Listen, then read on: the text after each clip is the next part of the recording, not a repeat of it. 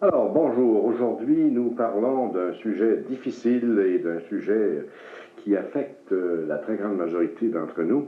Il s'agit de l'évaluation de soi et de la relation entre cette démarche et le phénomène de dépression.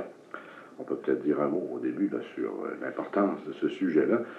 Je pense que c'est pas difficile de se rendre compte que les phénomènes de dépression sont extrêmement répandus dans notre population. Presque tout le monde, ou bien a fait une dépression, comme on dit, à un moment ou l'autre, ou connaît quelqu'un qui en a fait une, ou qui est en train d'en faire une, ou qui, ma foi, semble bien parti pour en faire une. De telle sorte que le phénomène est très répandu, il est très abondant et il est très douloureux. Ça ne sert à rien de s'imaginer que les gens qui passent à travers une période dépressive trouvent ça très drôle. En général, non, ils sont très abattus. Il y en a même qui songent à terminer leur jour, tellement la vie leur semble pénible.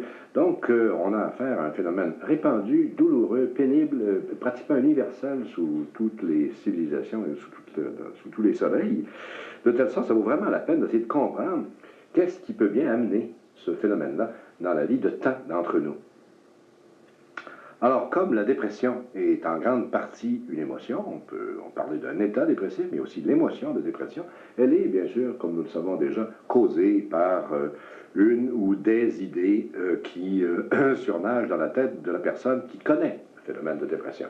Mais c'est pas causé par, souvent on dit c'est un excès de fatigue, il était tellement fatigué, puis Ouais. devenu dans un état dépressif. Puis... Ouais, mais c'est parce que, pas vraiment, non. Parce qu'on peut constater, par ailleurs, qu'il y a beaucoup de gens qui sont extrêmement fatigués, qui mènent des existences très, très laborieuses.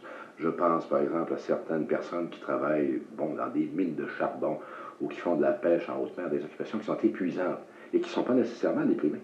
Et par ailleurs, on voit des gens qui mènent des vies où la dépense d'énergie physique, par exemple, est peu considérable